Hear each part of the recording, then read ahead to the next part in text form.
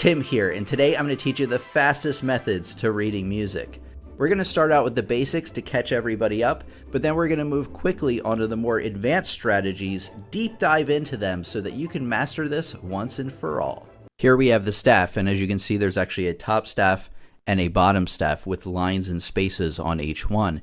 And depending on which line or space a note falls on, tells you what letter note to play and where on the piano to play that note. Mastering the notes on the staff all have to do with memorizing the lines and spaces of the top staff, called the treble clef, and memorizing the lines and spaces of the bottom staff, called the bass clef.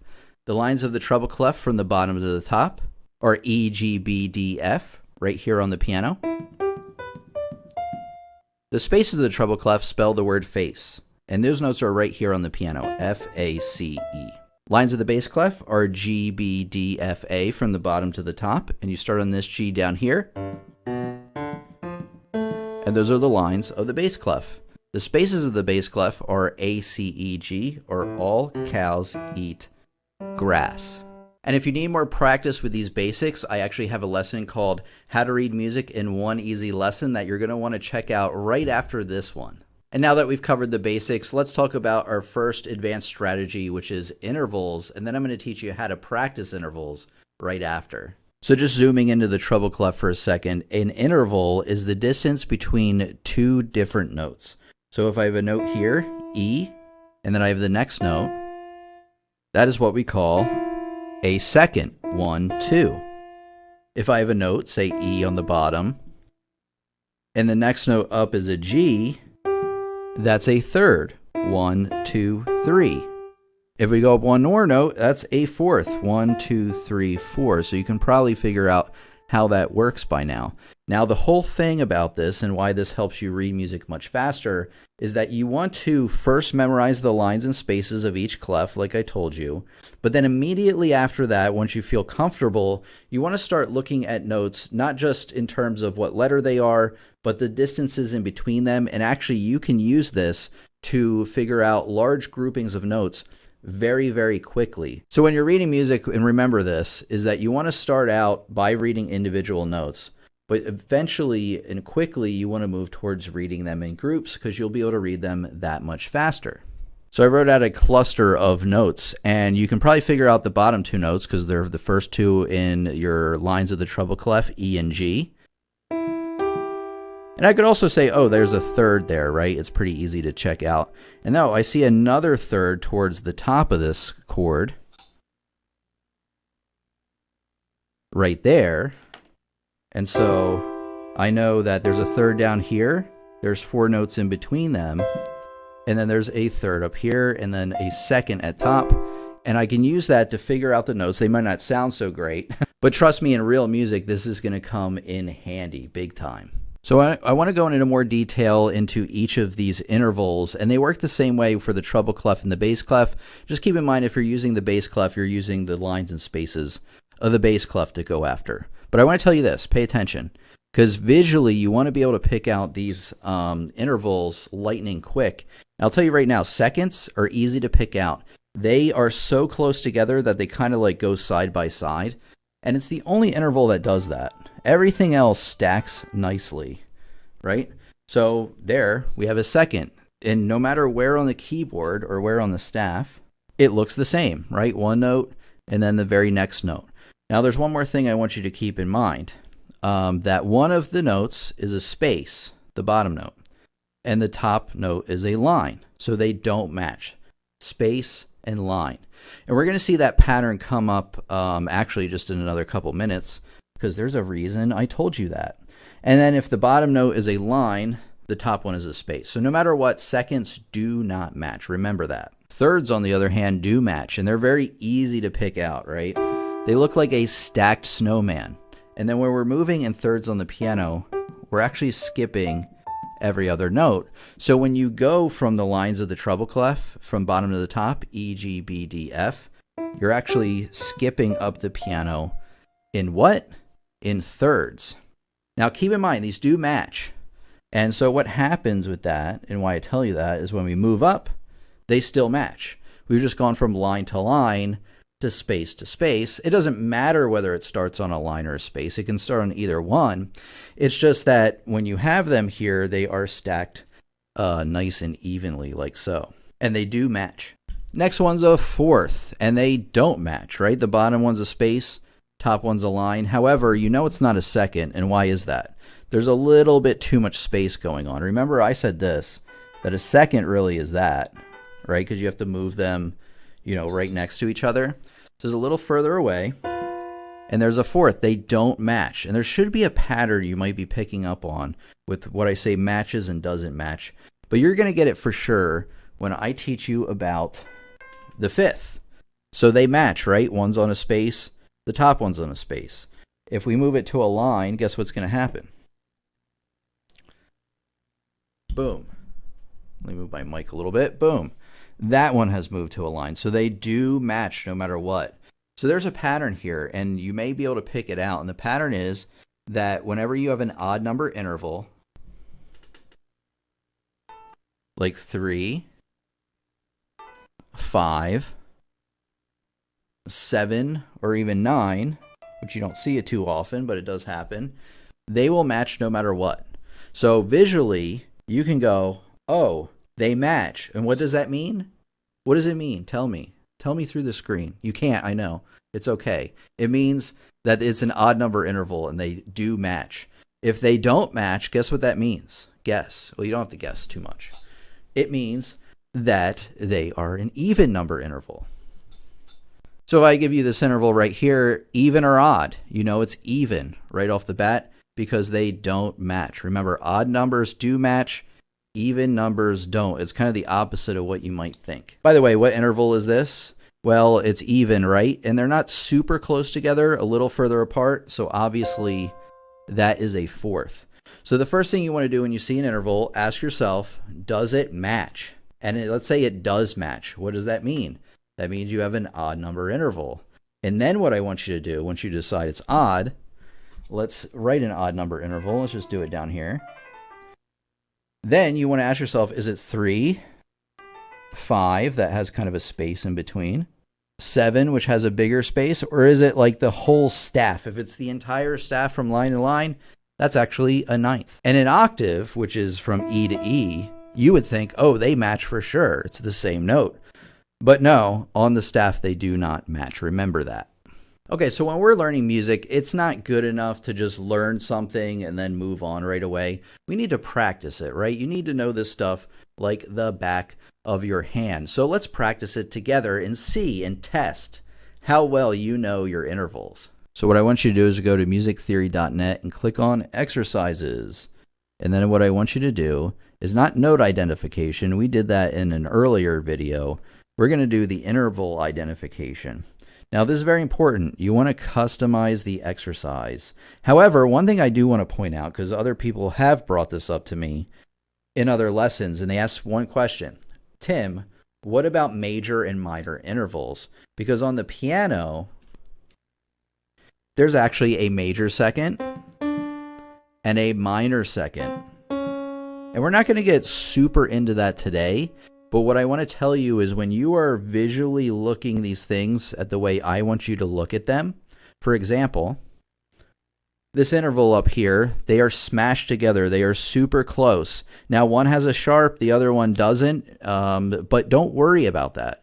Just visually look at it. What does it look like? It looks like a second, right? But this is why also you want to select customize here. So what I'm trying to tell you is that no matter what, whether it's major or minor, it's a second. And that's what I want you to practice starting out. So you want to click on this customize gear up here towards the top. And you want to go, and I would select, you know what, you can select any range for this. That's fine. I would get rid of all the sharps and flats to start out with, because that will just kind of eliminate confusion. And I would select require quality off to start out with. It's something that we will cover in a future video where we dive more deeply into this, but it's not really what I want you to do today. I want you to be able to look at it and go, boom, is that a second? Is it a fourth? Is it a elephant? What is it? So let's take a look and see what we got. And then when you click back on it, it will reset everything. So let's take a look here. That is a second if I ever saw one. Boom. What about this? Oh, come on. You got to know. If you don't get this one, you got to rewatch the whole video. That's a second. What's that? That's a third, correct? Because they are stacked evenly. And we're just going to go do a bunch of these. Oh, what do you think this one is? Now, let's walk through this logically. What is the first question I want you to ask yourself? The question is, do they match or don't they match? And these two notes match. So what does that tell us? That tells us that we are dealing with an odd number interval because they match. It's kind of the opposite of what you would think. And do you think this is a third? No, a third looks kind of like the stacked snowman. It's even a little bit too far away to be a fifth. And I'm willing to bet that this is a seventh. And sure enough, if it glows green, you got it right. So the whole thing behind this, let's do this one. They match, right? So what do you think? They're kind of far apart. I'm willing to bet it's a seventh again. And we got it again. So again, let's do this one as an example. Question one is, do they match or don't match? And they don't match. You know, one's on a line, one's on a space. And they're super close. The second question is, how far apart are they? Second. Boom. And what about this one? This is the perfect example, actually. They don't match, right? Bottom one's on a line, top one's on a space. So therefore, it's an even number interval. Remember, they don't match. And that's pretty far apart. I would say, I'm going to guess an octave. It's a very educated guess, though. And there you go. And you want to see if you can get as fast as this as possible. And one thing I recommend is that you want to maybe select the range for the notes that you currently know. So if you're not really good with those ledger lines, only select the range of the notes on the staff. You can do it right in the settings menu up top right there. So what I want you to do is do a phase or do a run through of maybe 10 of these and just get them by sight. This is a second. Boom. And then once you do about 10 of those and you get them right, hopefully, what I want you to do is I want you to do 10 more, but I want you to start playing the notes that are being shown. Like this right here. They don't match, right? So we were talking about an even number interval. They're a bit far apart, so that's a sixth. But in addition, I'm going to find that sixth on the keyboard so that I can start associating these things on the keyboard with what I'm seeing on the sheet music and vice versa. Last one before we move on, ready, go. That's a third, and it's E and G. Okay, so we've learned the basics, and then we built on that to look at notes in groups called intervals, or at least two notes at the same time.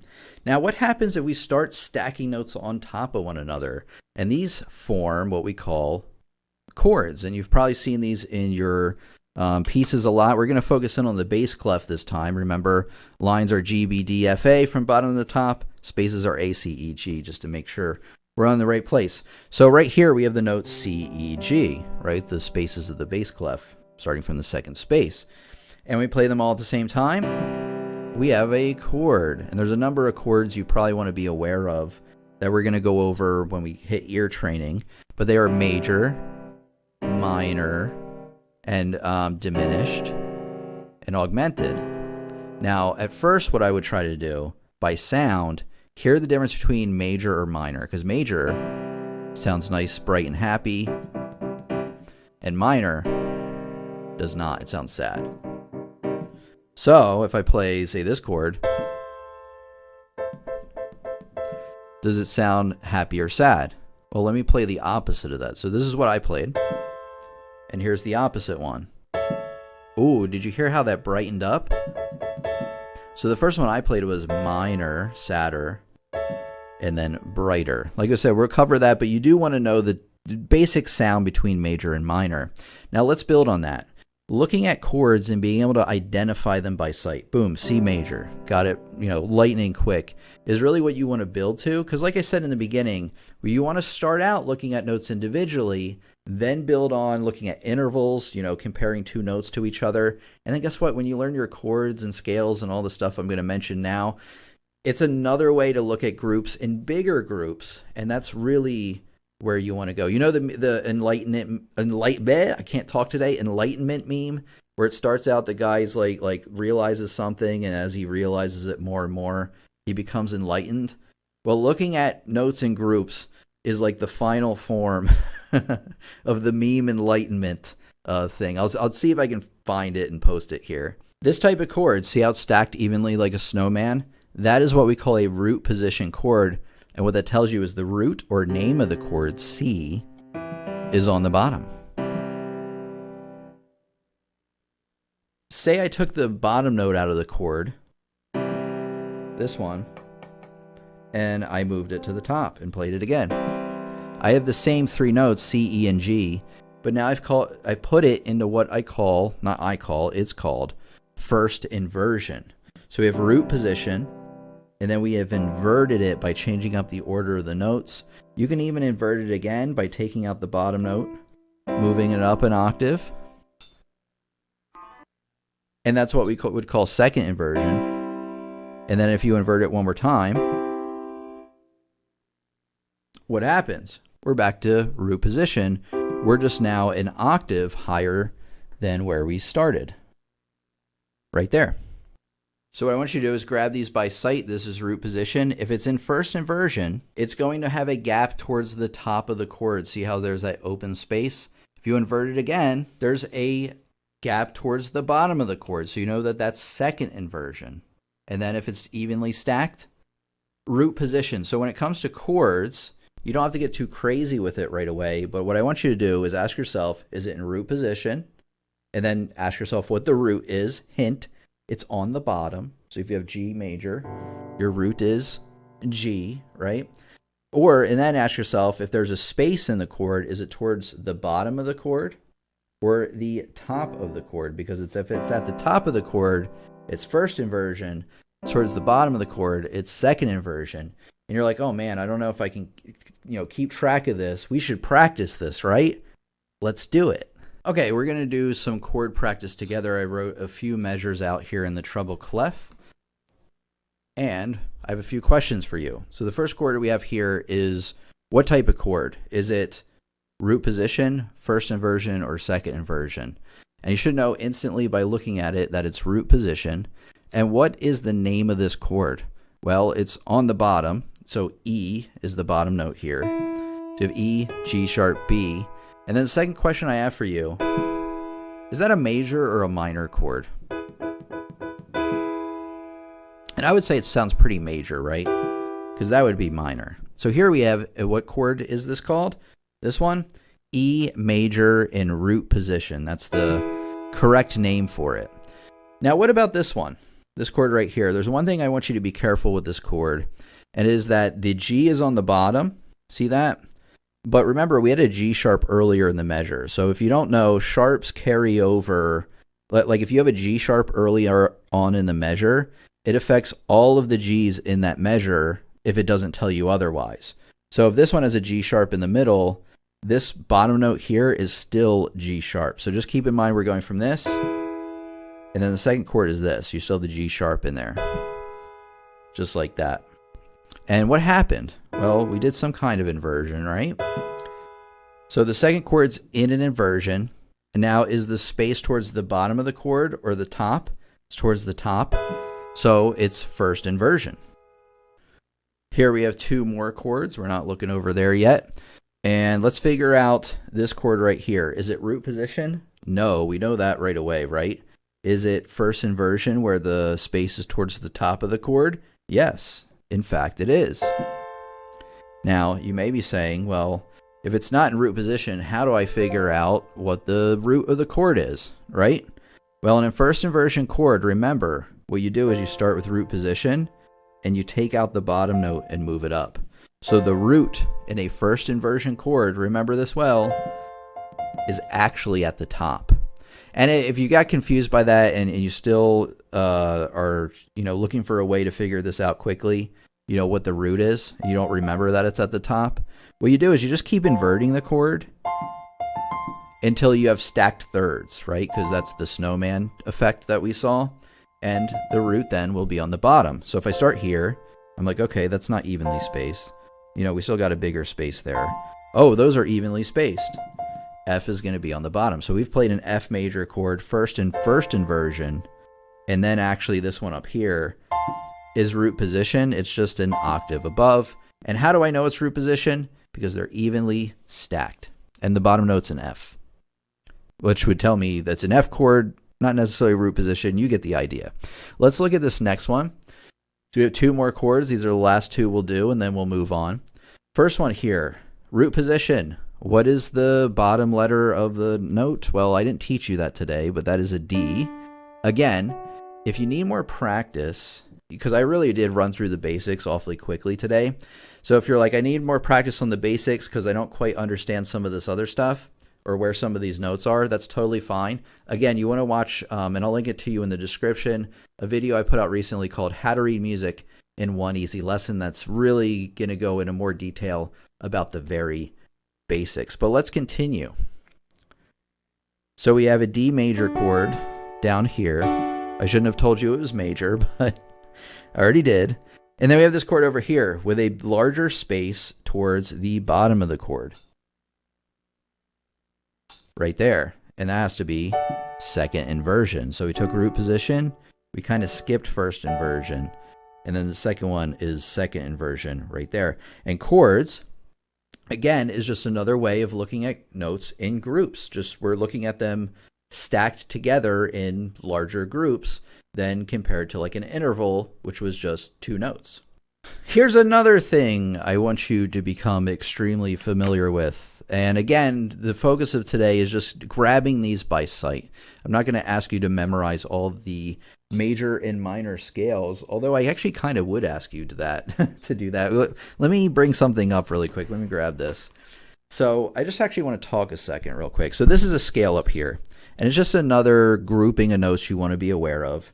And it's basically when you go from C, well, this particular scale is going from C to the next C and all the notes in between. And that's really it. And a scale, you can tell, it's all the notes are right in a line, you know, line, space, line, space, line, space, right in a row. So you know that's a scale. And a scale often, not always, has 8 notes. You see 4 bottom notes, 4 top notes. Sometimes you can see scales kind of like in segments. So maybe you'll see something like this, where you just kind of have from C to G. And that's just like a scale segment. So you want to start looking at whether notes are stacked on top of one another, which would signify chords, or if they're going right in a row, line, space, line, space, line, space, from left to right. That would be a scale. But I want to bring up something very important here. If you're serious about learning piano, serious about learning any instrument, right, you need to actually learn all of your scales, chords, we just talked about those, arpeggios and cadences, which are more patterns you should be aware of.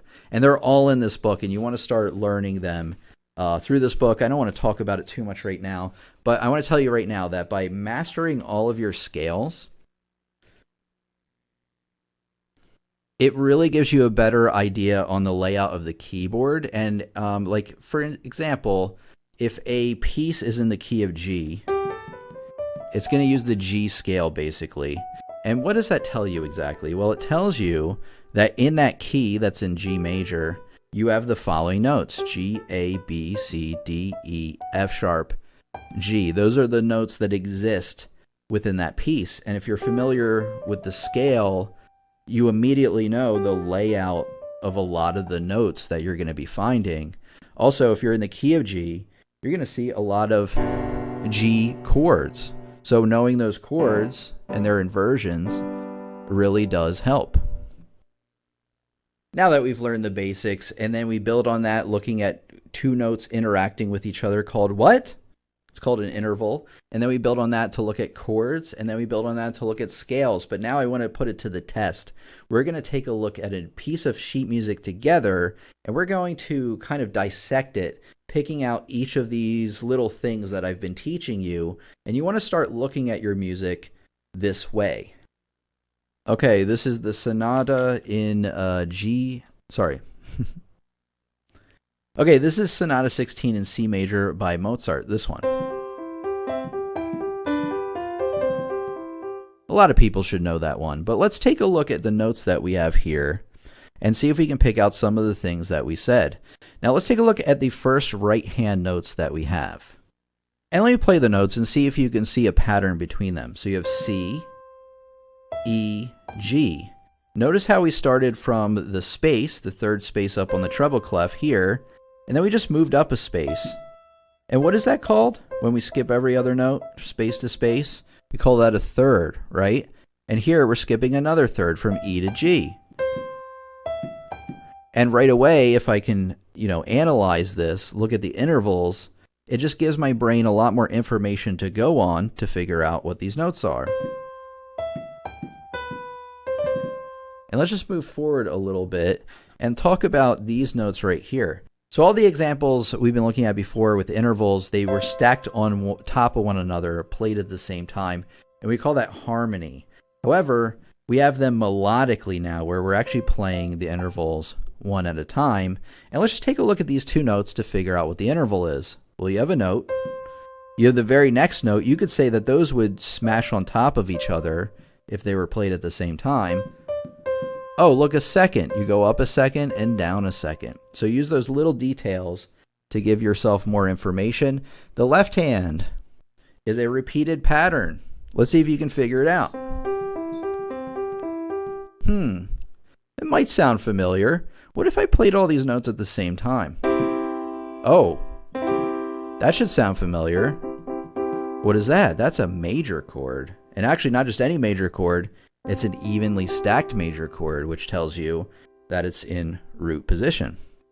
The only difference is that this is playing the notes separately from bottom, top, middle, top.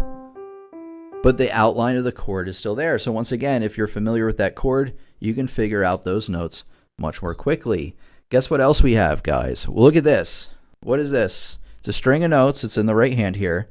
String of notes. They go space, line, space, line, space, line, space, line, right in order. Line, space, line, space, line, space. Back in order down the other way. This is a scale. And again, if you know your scales and scale segments, you can figure this stuff out lightning quick. Get it? Hopefully you do. Good. Okay, before we get to the final tip, I actually have one final quiz question to rule them all, and this is required. You have to answer this in the comments. If you don't answer it, then I'm not going to teach any more lessons. I'm just kidding, of course. I would really appreciate it, though, if you could answer this in the comments without looking it up. The question is, what interval is this? You have to tell me in the comments. Don't look it up ahead of time. Don't cheat by looking at the other comments. Just write down your pure answer. I want to see it in the comments. So as promised, here's the final tip. It's actually two tips. First tip is that this is part of a new series I'm making for beginners, aimed at giving beginners everything they need to start learning and succeeding at piano. And so if you want to watch the rest of that playlist or the rest of those videos, watch it right here. And then if you want to really catch up on the basics of reading music, you want to watch this video, How to Read Music in One Easy Lesson. It's been your piano teacher, Tim here. Thanks for coming by today, and I'll see you, yes, you, in the next lesson.